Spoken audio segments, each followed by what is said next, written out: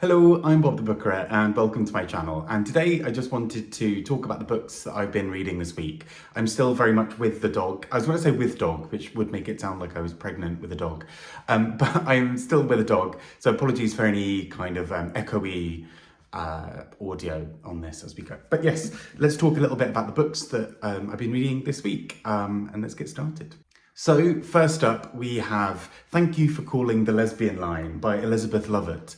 And I really loved this for several reasons, partly because I used to volunteer on a support line and things like that get referenced a lot throughout this book. But also I just think this is a really fascinating piece of looking into queer history in a really interesting way. So essentially the core part of what this is talking about is a lesbian line that was set up as a sort of wing of, initially as a wing of an LGBT charity in the UK called London Friend, and then this line sort of took on its own, sort of became its own thing.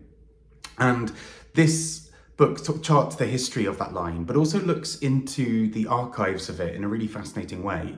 So, for example, we hear the stories of various women who would have phoned in the 80s and 90s and what they would have been talking about at the time. We learn about some of the complexities of running a helpline and support line.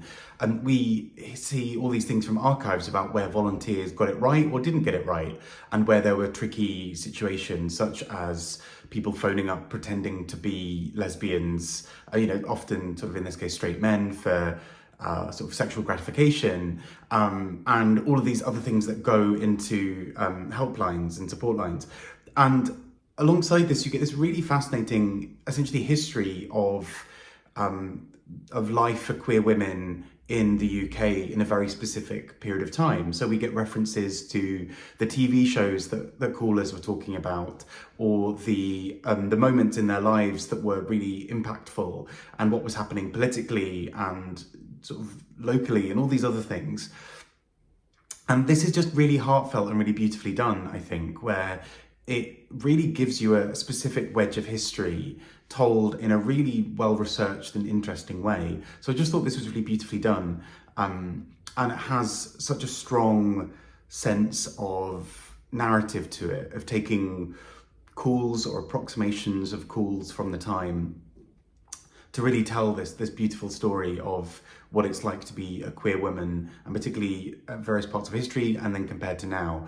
And it was also interesting, a lot of it is based around London because where the phone line was. And so occasionally there are references to other things in and around London, such as the Silver Moon bookshop, which is a feminist bookshop, references to various charities, references to various bars. And so it's just this, there's something quite unnerving almost about it. At one point I was reading this on the bus, and it mentioned a bar that I was about 2 stops away from, and there was something quite unnerving about it.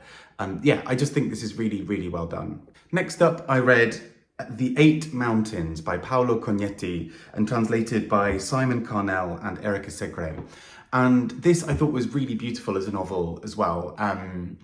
It takes as an idea, there are essentially 2 men who are very close friends and have been since childhood, and they grow up in and around this mountain town in northern Italy, and they spend a lot of their time, particularly as kids, going up and around the mountain. And the book starts with the story of his father, of our main character Pietro, his father, and we learn about his life philosophy, which is very much based around the idea that you should be strong enough to climb a mountain, and that was the thing that he looked for in a person. Were they strong enough to be able to climb mountains? And that was his sort of metric for whether you're a good or a bad person or whatever.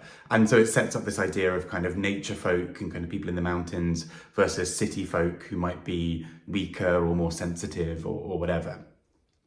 And our character Pietro and his friend Bruno have this really deep friendship.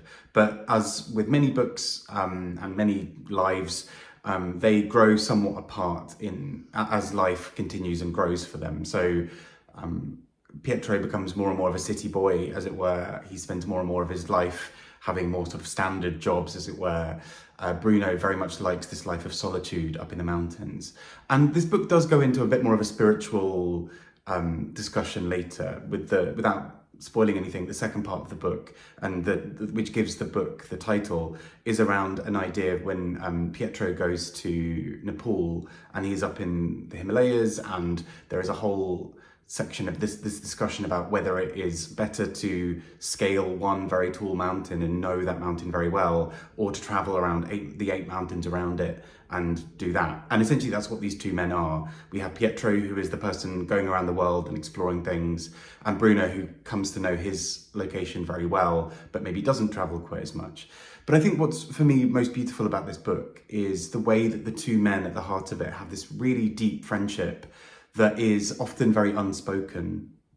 They will happily spend several days with each other in a cabin in the mountains, barely speaking. But this becomes a problem in various parts of the book, where various things that are happening in their lives require bigger conversations that can't just be had. And so I think this book just does something really beautiful about particularly male friendship, but also exploring this idea of wanting the grass is always greener, that you explore the world and you want more and more, but then you want the stability of being somewhere at home. And then if you are someone who has a stable home, maybe you want the desire and you desire that journey and that excitement of something different. And so I think that's what this book does really beautifully. And I also had a really lovely reading experience with this, because I read this by the mountains. I'd gone from sort of Italy to Switzerland while I was reading this, and so I was surrounded by all these mountains and lakes and all these things, and there was something that made that come alive a little bit more as a book as well.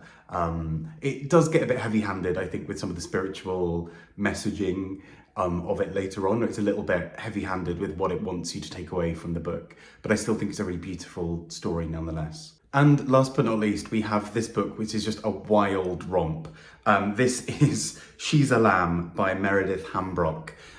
This is just bananas in many ways. So the main character from this book is a woman who, Jessamine, who is convinced that she's the next big star. She's just waiting for her moment. And from basically the first page, we know that she is an awful person. Like, she's incredibly self-centered, incredibly delusional. We spend so much of the narrative able to read between the lines of what's happening around her. She is dating two men who don't really know about each other, and she is using them both to get whatever she needs, whether that's a free ride, whether that is some companionship here and there, and she treats them pretty badly. And she wanders through life with this sense of importance. She's an actress, and she's convinced that she's the next best thing. She is going to appointments with a vocal coach. Basically, she's told quite a lot throughout the book that she can't sing, and her rebuttal is normally that I see a vocal coach. We very quickly learn that this vocal coach is taking her for a ride and is just basically saying, oh, you're doing really amazingly, sweetie, don't worry, have some peppermint. And is not doing any real vocal stuff with her at all. And so throughout this book, we know that Jessamine is awful. We just watch her be awful page after page. But it's incredibly funny because she'll walk into a room and say, well, of course, I know that they were going to give me the main role and do all of these things. And then it doesn't go her way. And you can hear her spinning that story in her own head and immediately saying things like, well,